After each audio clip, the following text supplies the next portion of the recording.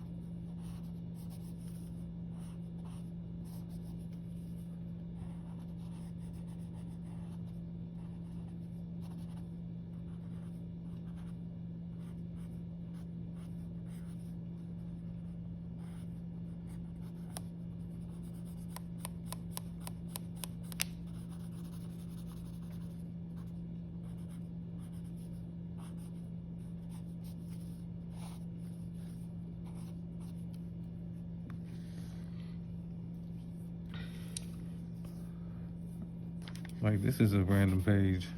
Sometimes it come together like this. It's just random pages you put together. Now, this is, I don't know, like,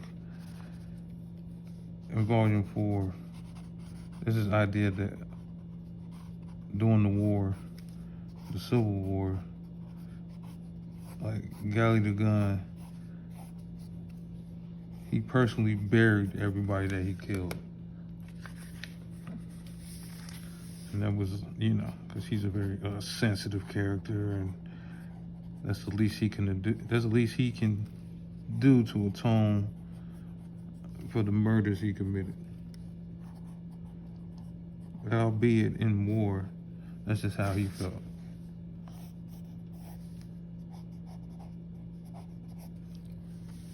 So this is like kind of like a stripped down scene. His mask is off, his jacket is open. So this is in August after he dealt with Donovan and his guys. And I don't think I have him physically, like, basically he's burying everybody that died. I'm not gonna say by himself, but like with the help of the townsfolk. And the fact that he was involved in this situation where people died, is gonna catapult him deeper into the conflict of the story. Because he essentially wants to just run away and do his own thing. You know, he's tired of the war, he's tired of fighting.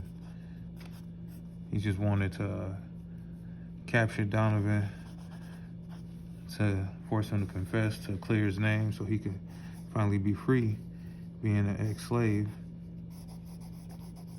turned outlaw, you know. And then now he's in a situation where there's a greater game to be played, and this situation opens his eyes to the fact that he can't like be a bystander or sit on the sidelines because people are still being affected.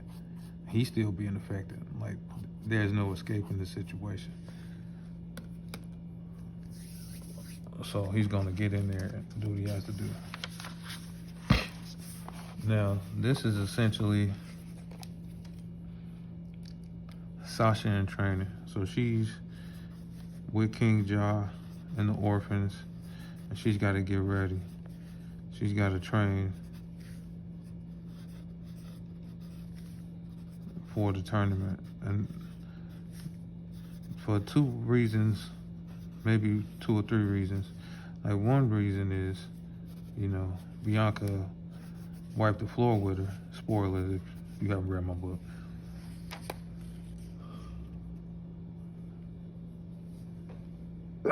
Excuse me.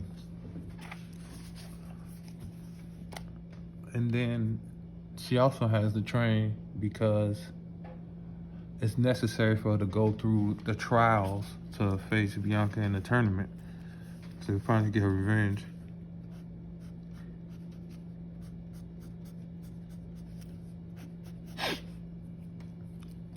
But then also going back through basic training, it's like a refresher course for her, and she revisits the principles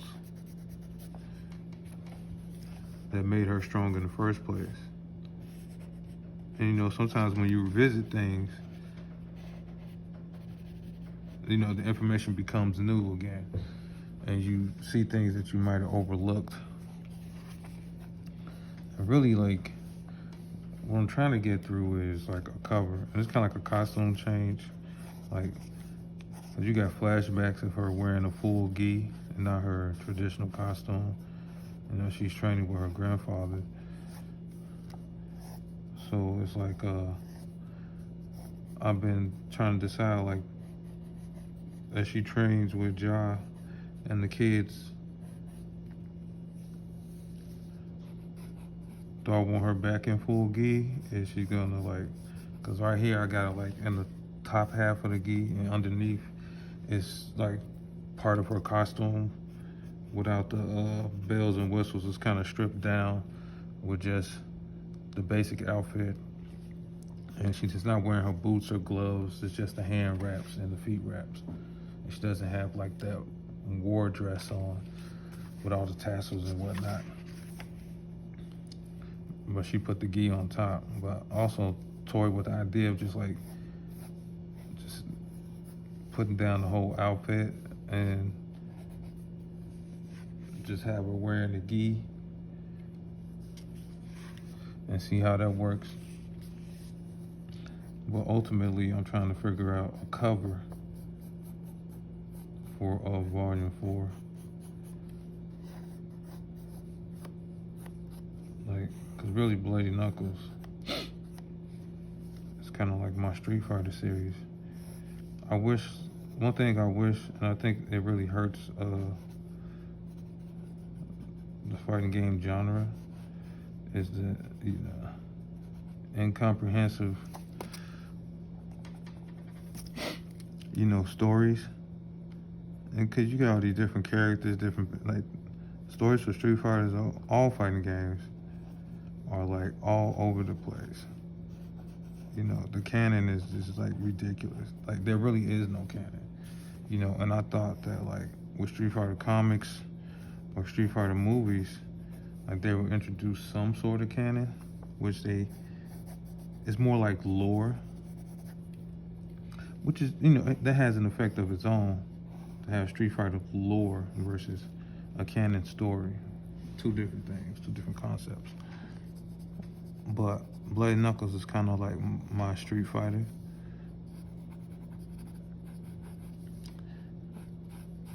And because of how I feel about it, like, I put all this story into it. And at every step of the way, because I would love for Bloody Knuckles to become a game beyond a comic book or animation. Either way, I'm kind of designing it in a way where the canon of the story will remain intact through any and all iteration of the story. I won't tolerate anything else.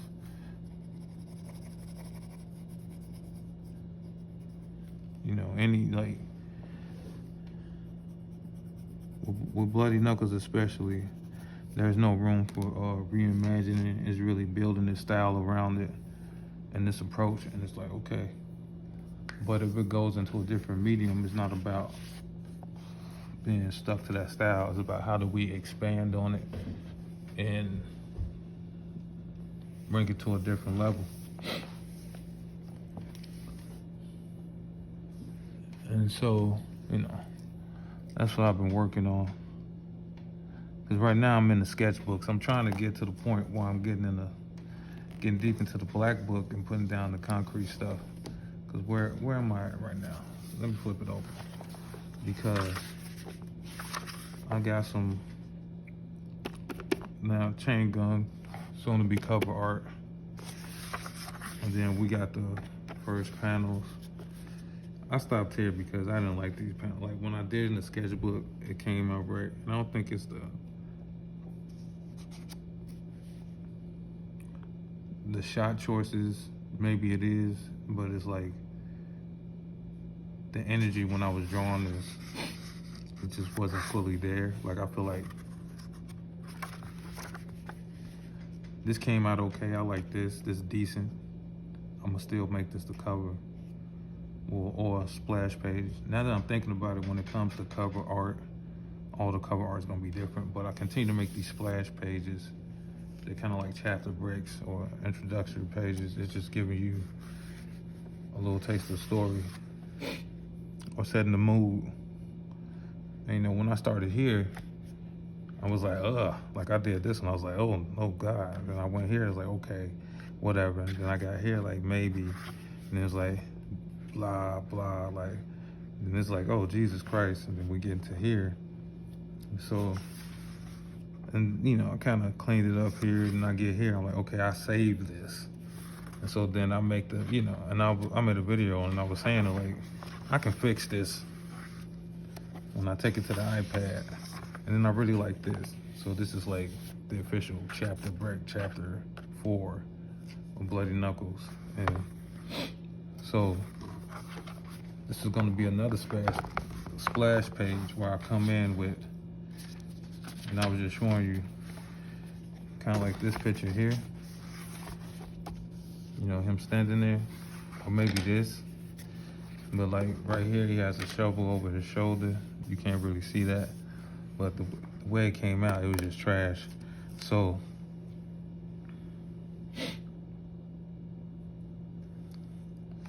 I just want to come up with a different way, not a different way, a different approach. Maybe I just gotta change the angle on it and get that fixed. I'm looking at pencils. See, I'm gonna take this over here before I get into that, cause I don't want to be racing on there too much.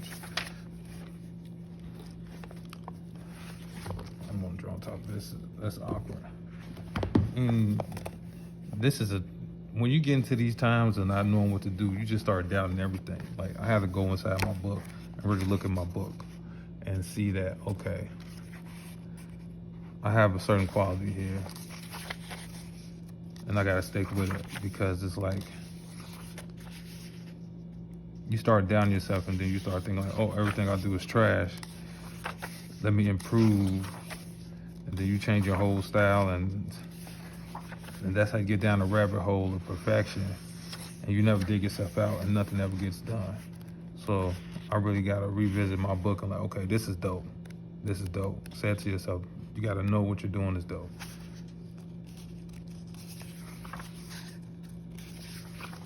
And then you know that each book you will be making improvements, is, you know,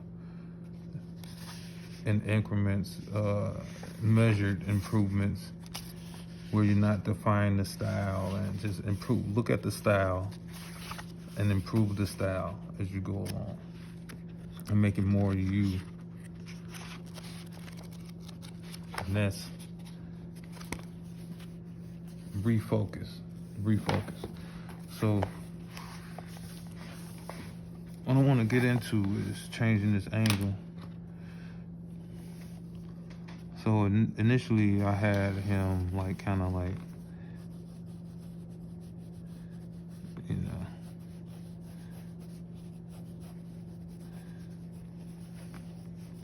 leg up. He's like, it's like a little mound right there. Maybe I want to change this to like a more direct.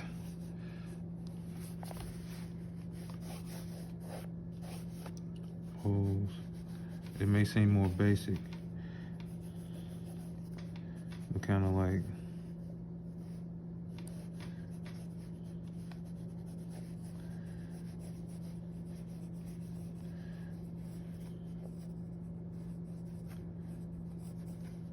okay, this might be better.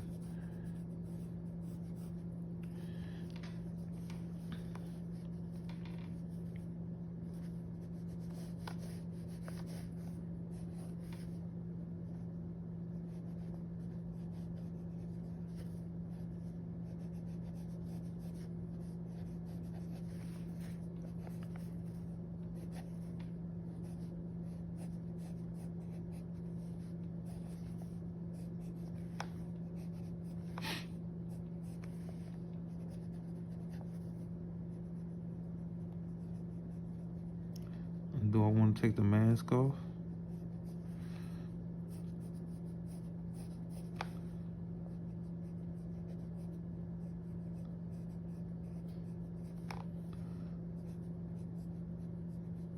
You know, at some point it's like, what's the point of the mask? It's like most people can recognize who he is.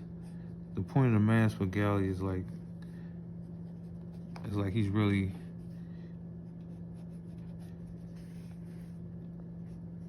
kind of hiding from himself.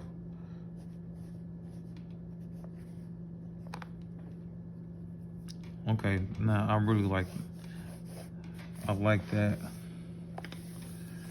Let me take it here. Usually in these books with the lines, I usually don't do the color on the pencil, but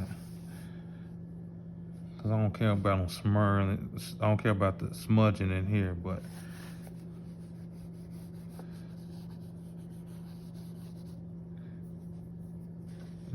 Go in there, throw some little crosses in there.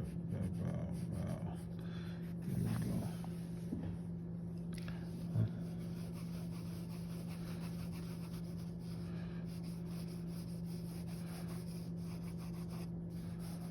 And I kind of really want, no, maybe you shouldn't take up that much space.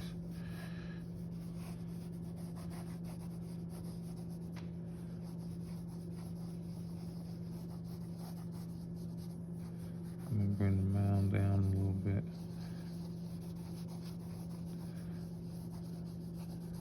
Sometimes you gotta be real loose with the sketches. And I think I talked about this in drawing before, like, it just creates more options. More line options. See, I don't have the space here. Now how do I create that space? Because I want that space. I can move the hand down more. That's a short shovel we got.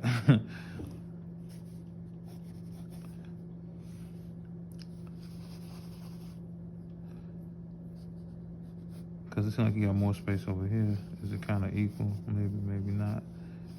I'm gonna just go with it, see how.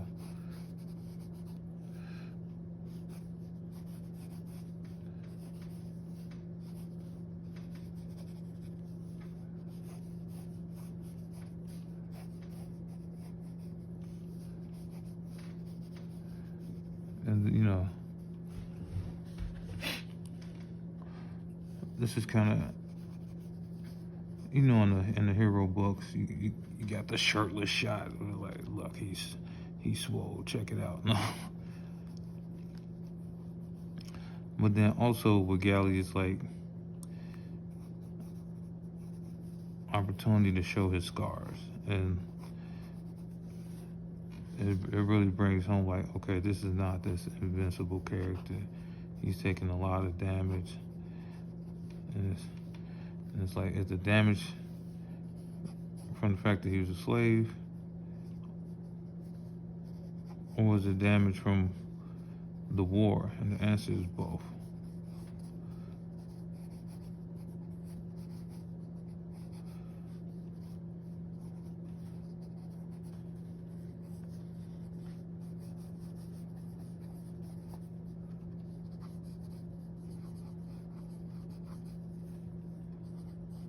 He just had a rough life, taking the hits.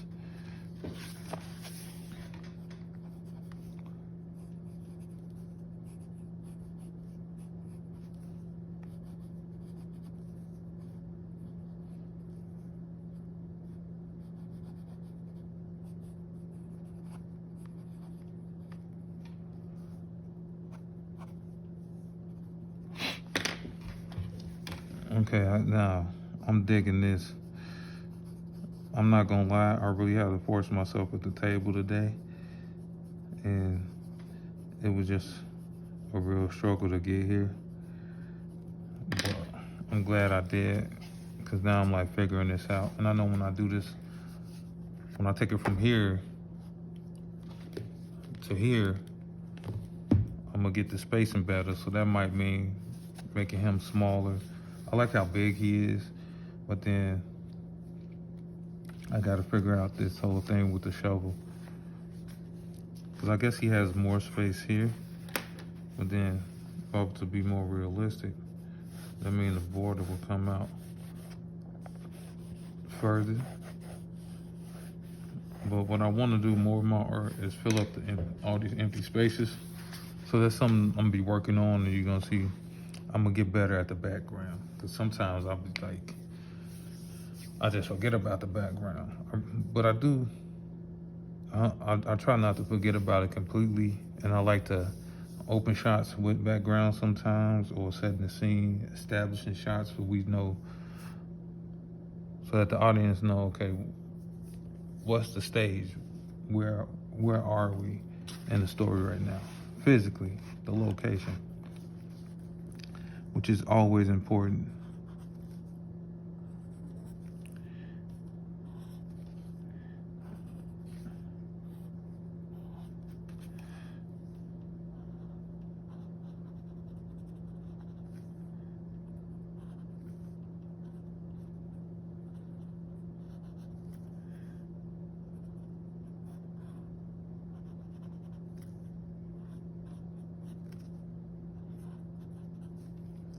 This is kind of like training for inking.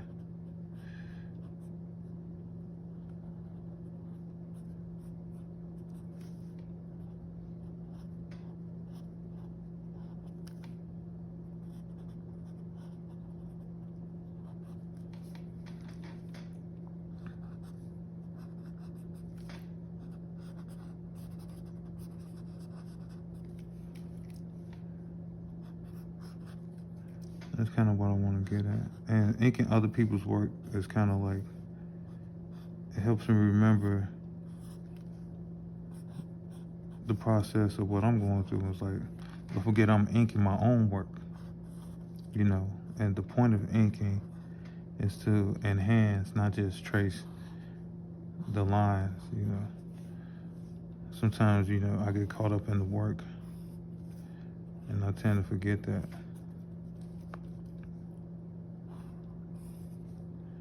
You know, let's not forget what we got going on here.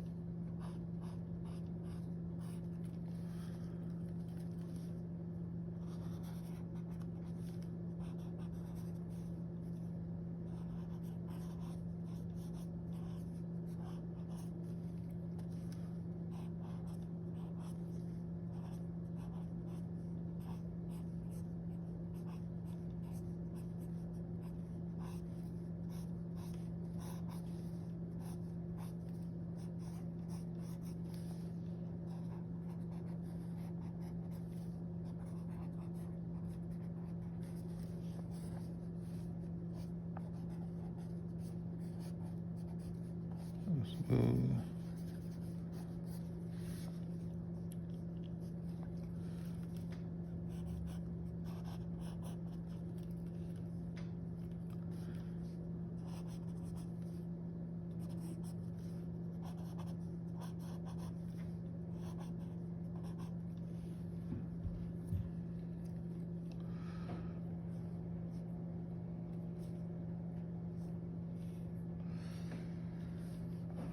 so yeah, there we go. So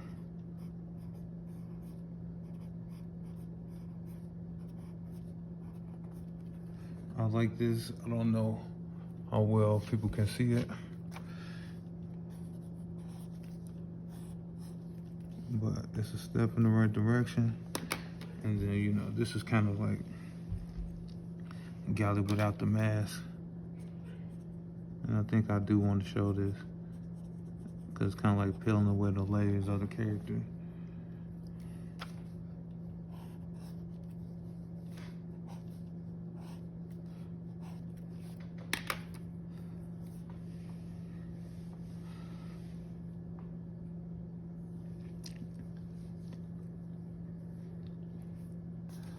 And yeah. All right. I'm gonna end this right here.